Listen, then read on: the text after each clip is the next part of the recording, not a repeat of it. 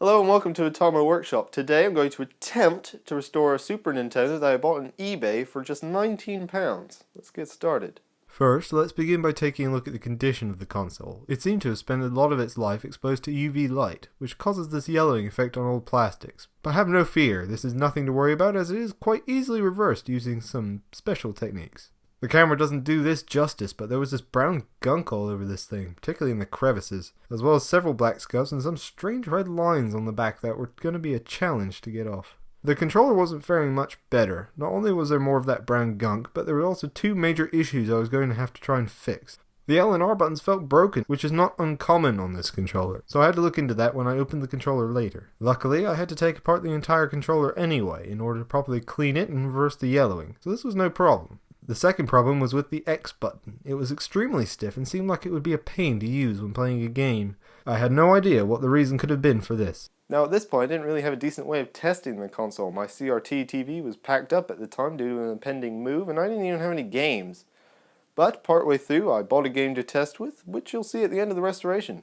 I decided it was best to get started by first looking at the controller. Opening up was very easy, it is just 5 screws on the back and you're in. Upon opening the controller, it was clear why the L and R buttons felt broken. You can see these metal rods are supposed to slot in these holes, which act as a pivot point for the triggers. Trouble is, the connecting point had broken off on both of them, so the triggers weren't connected at all on one side, causing them to feel stiff and not return to their correct resting position. I'll fix this later when I am reassembling everything.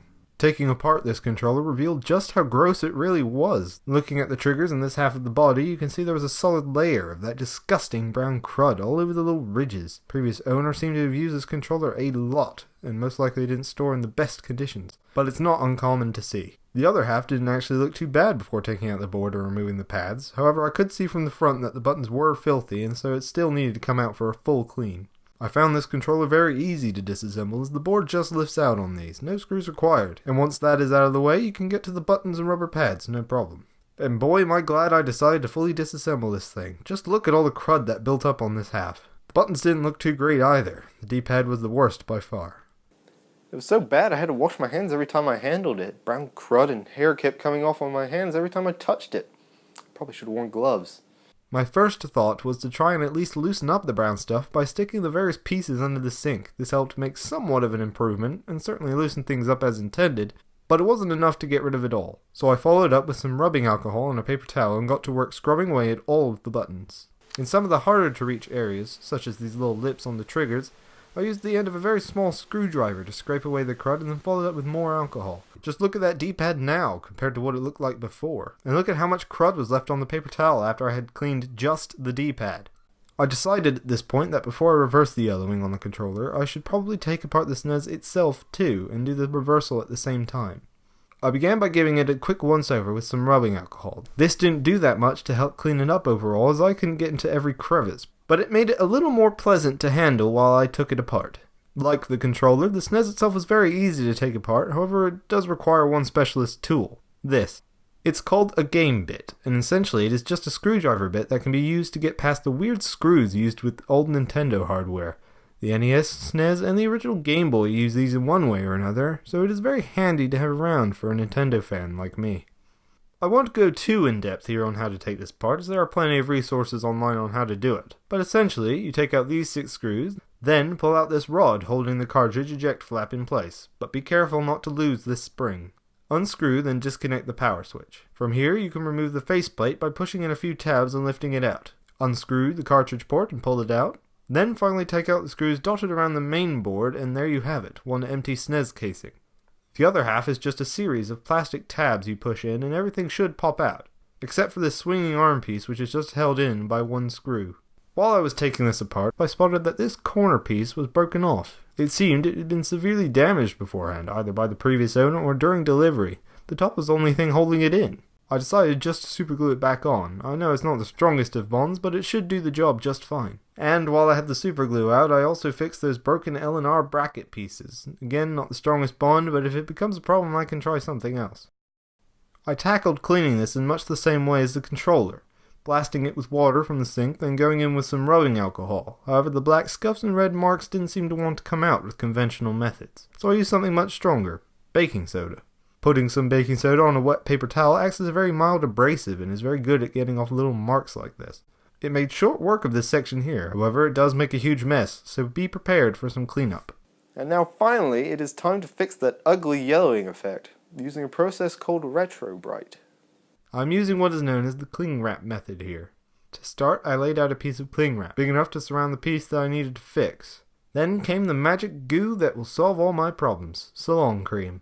I used this because the major ingredient in this, hydrogen peroxide, for whatever reason has the ability to restore old plastic when combined with UV light. I spread the cream onto the cling wrap using a cheap brush and tried to keep the coverage as even as possible. Then followed up by spreading some more on the plastic piece itself, again trying to keep coverage even. I then put the plastic piece, in this case the nameplate, on the cling wrap and wrapped it up.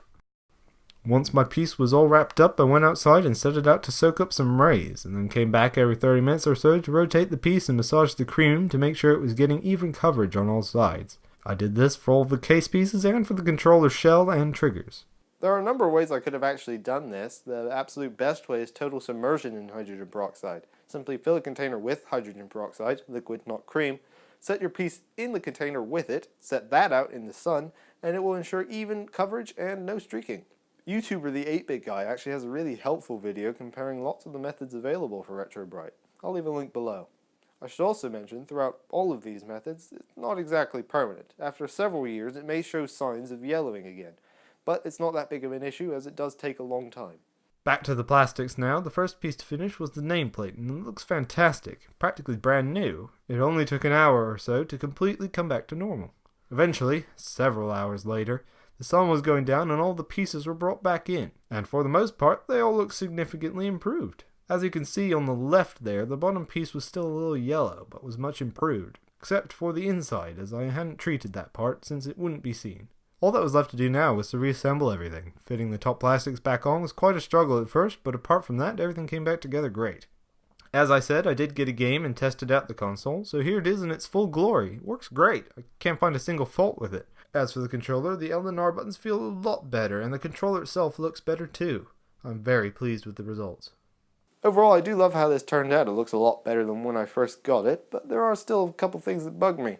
The bottom of the SNES is still slightly yellow, which I'll have to come back and fix later, and the X button is still broken. I couldn't exactly work out why, but from what I could best tell, the rubber pad is split and is causing it to not get back to its resting position. Not sure how I'm going to fix that one.